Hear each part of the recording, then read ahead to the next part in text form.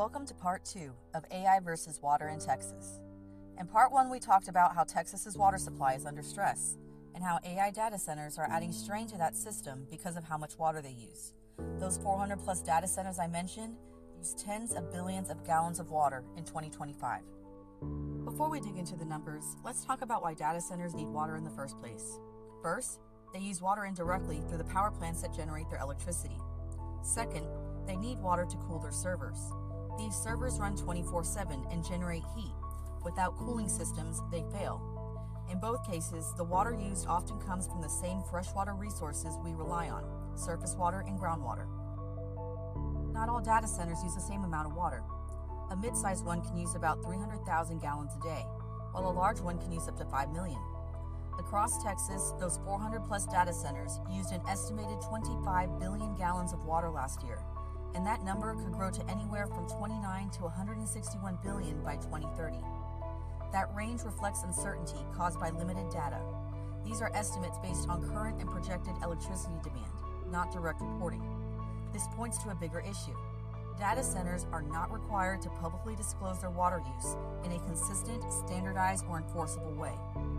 When the State Water Board asked data centers to report their monthly water use in 2024, only about a third responded, even though state law required them to. Some argue that water use estimates for these facilities are exaggerated, while others point to a lack of reliable data.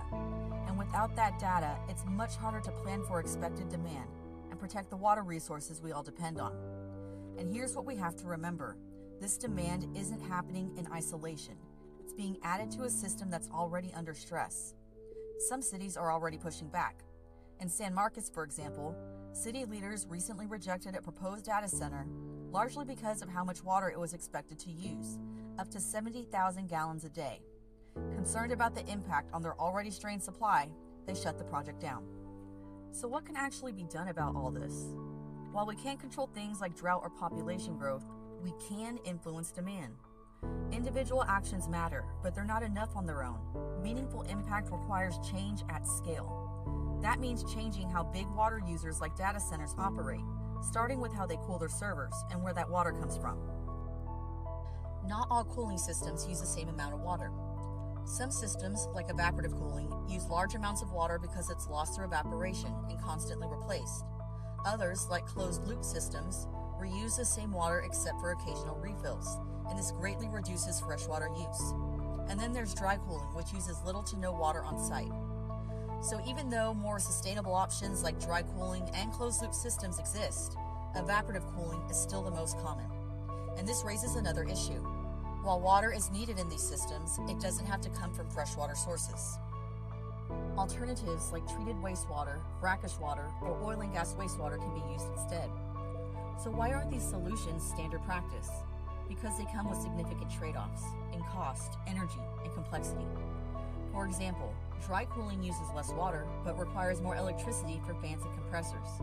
And in areas where the energy grid is under strain, evaporative cooling is often preferred because it uses less electricity, but more water. These trade-offs are real challenges, yet they're not excuses for inaction. They're opportunities for collaboration and innovation. The bigger challenge is this. Texas's water supply is under pressure. Our water security and our way of life is at risk. Because an account in the red doesn't stop at water restrictions, it starts affecting entire systems. If we want to avoid going into the red, something has to change, especially when it comes to big water users like data centers. And realistically, that change won't happen on its own. It will take policy and legislation to push for more sustainable water practices. To learn more about the broader impacts of water shortages, what leaders can do in this critical moment, and where we come in, check out the fact sheet I posted. Before you go, I want to hear from you. Do you think big water users like data centers should be required to use alternative water sources and more water-efficient cooling technologies? Take the poll to let me know. I've linked it in the description. This is Planet Love. Until next time, remember, let's go forward with love for the only home we've got.